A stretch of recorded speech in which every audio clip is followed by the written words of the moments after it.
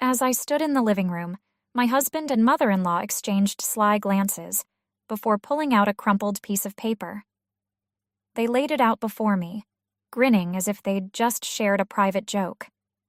I looked down and saw a list of absurd conditions. Phrases like transferring the house to my husband and agreeing not to complain seemed scrawled in hurried handwriting. Then, at the bottom, I noticed my mother's signature. A chill ran down my spine. My mother, who had been forgetting things and acting strange lately, had supposedly signed this document. I couldn't wrap my mind around it. Was she tricked or coerced into signing away our family home? Desperation mixed with confusion clouded my thoughts, but they just stood there, waiting for my reaction, looking far too pleased with themselves. "This can't be real," I whispered, hoping someone would confirm my doubt. My husband's smirk grew wider as he spoke. "Jessica? She signed it. That's all that matters." My stomach turned, but I looked over at my mother, who sat quietly. In a calm voice, she admitted, "Yes, it's my handwriting." My heart dropped. Could my mother truly have agreed to something like this? Or had she been misled during one of her confused moments?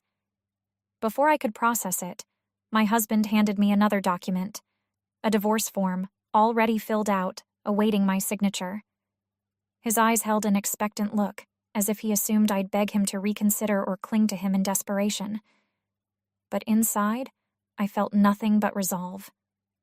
I knew, at that moment, I would never look back. The man I'd trusted had betrayed me, and I couldn't erase that realization. Slowly, I took the papers from him and left the room without a word. My name is Jessica, and my story is not an easy one. I'm a 53-year-old housewife who works part-time as a hairstylist, and I live with my husband and mother in my parents' home.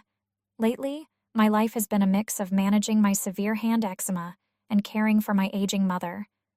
My mother hasn't been herself for some time now, and though she hasn't been diagnosed with dementia, her memory slips often, and she sometimes acts unpredictably. There are good days where she's almost her usual self, and then there are days when she's distant, almost like a stranger.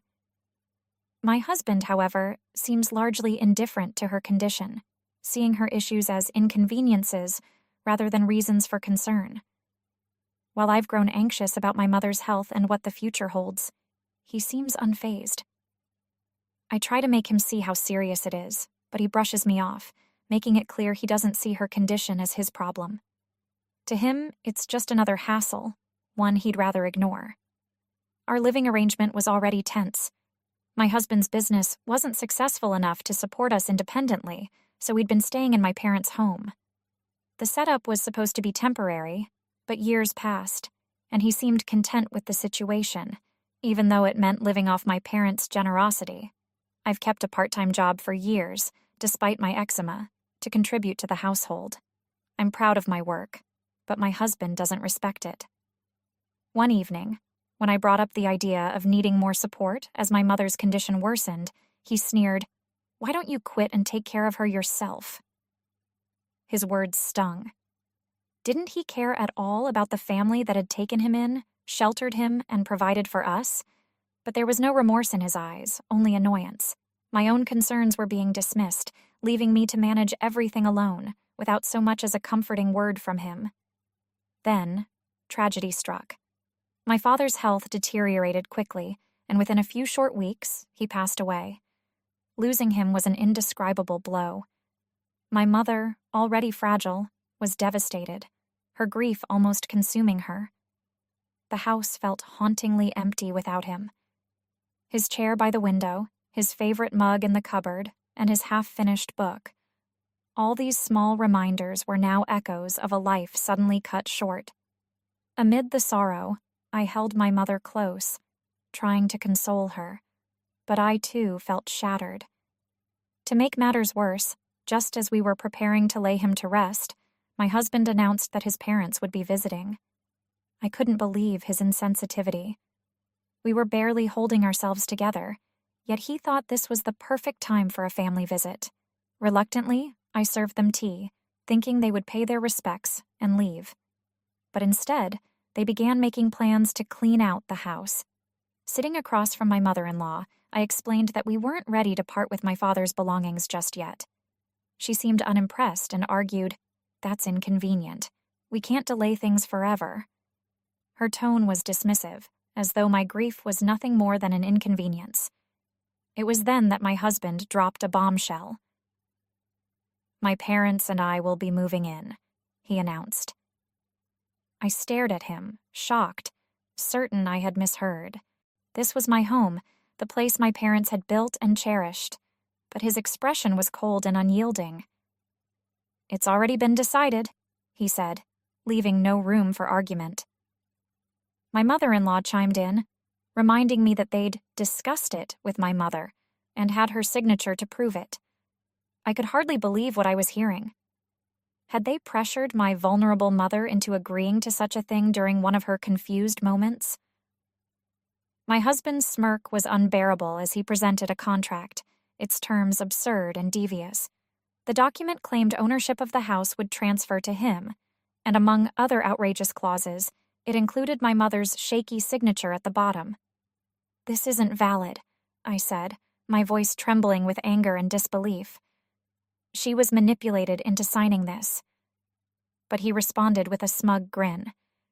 "Jessica, you're the one who said she doesn't have dementia." His twisted logic made my blood boil. He was using my own words against me, twisting them to justify his betrayal.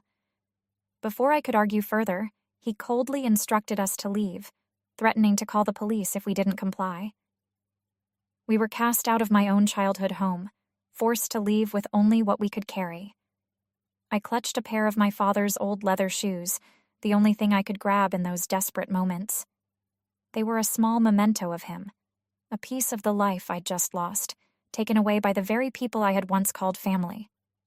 As my mother and I drove away, my mind raced with anger, heartbreak, and disbelief.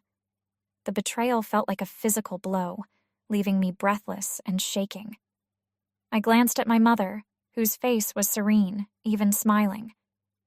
She broke the silence, saying softly, "This is happiness." I couldn't comprehend how she could feel that way. In the face of such loss, how could she be calm? She turned to me, her eyes clear and bright, saying, "Sometimes letting go is the best thing we can do." Her words echoed in my mind, challenging my grief and my anger. I didn't understand her perspective, but her peaceful expression gave me strength. Her unexpected wisdom stirred something within me, a tiny spark of hope that maybe this wasn't the end, but a new beginning. With that thought, I resolved to start over. I reached out to my part-time job, explaining my situation, and used my savings to purchase a small house in the neighboring town. The house had a space I could convert into a modest salon, perfect for continuing my work.